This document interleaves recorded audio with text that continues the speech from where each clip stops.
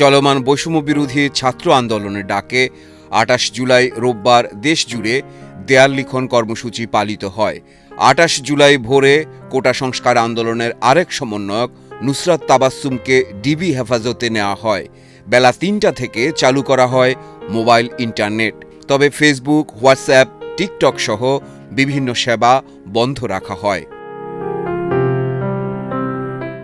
বিকেল ৪টা থেকে বৈষম্যবিরোধী ছাত্র আন্দোলনের সমন্বয়কদের তুলে নেওয়ার প্রতিবাদে জাহাঙ্গীরনগর বিশ্ববিদ্যালয়ে শিক্ষক ও শিক্ষার্থীরা সমাবেশ বিক্ষোভ করে।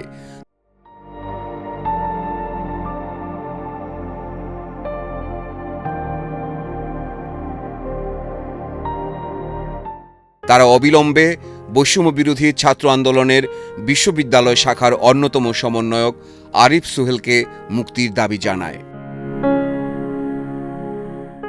ডিবি হেফাজতে থাকা সমন্বয়কদের কয়েকজনের পরিবার মহানগর গোয়েন্দা পুলিশের কার্যালয়ে গেলেও তাদেরকে পরিবারের সাথে দেখা করতে দেয়নি।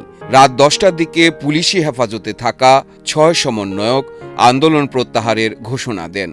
পুলিশের অফিসে বসেই বাকি সমন্বয়কারীদের সাথে যোগাযোগ না করে এমন ঘোষণা দেয় এই ঘোষণাকে সরকার ও পুলিশের চাপে দেওয়া হয়েছে বলে আখ্যায়িত করে আন্দোলন চালিয়ে যাওয়ার ঘোষণা দেয় বাইরে থাকা বাকি সমন্বয়করা।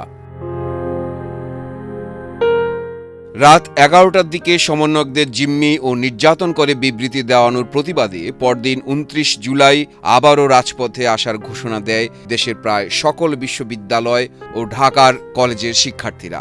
দেশের সকল বিশ্ববিদ্যালয় থেকে শিক্ষার্থীরা সামাজিক যোগাযোগ মাধ্যমে বিবৃতি দেয় তারা ৯ দফা দাবি বাস্তবায়ন না হওয়া পর্যন্ত এই আন্দোলন চালিয়ে যাবে। ২৮ জুলাই পর্যন্ত নিহতের সংখ্যা দাঁড়ালো অন্তত ২১১ জন। ঢাকায় আহতের সংখ্যা অন্তত ৭,০০০। অধিকাংশ আহতই গুলিবিদ্ধ এবং বিশেষত মাথায় ও চোখে গুলিবিদ্ধ। ২৮ জুলাই রোববার ভোরে কোটা সংস্কার আন্দোলনের সমন্বয়ক নুসরাতকে ডিবি হেফাজতে নেওয়া হয়। বেলা ৩টা থেকে চালু করা হয় মোবাইল ইন্টারনেট। তবে ফেসবুক, হোয়াটসঅ্যাপ, টিকটক সহ বিভিন্ন সেবা বন্ধ রাখা হয়।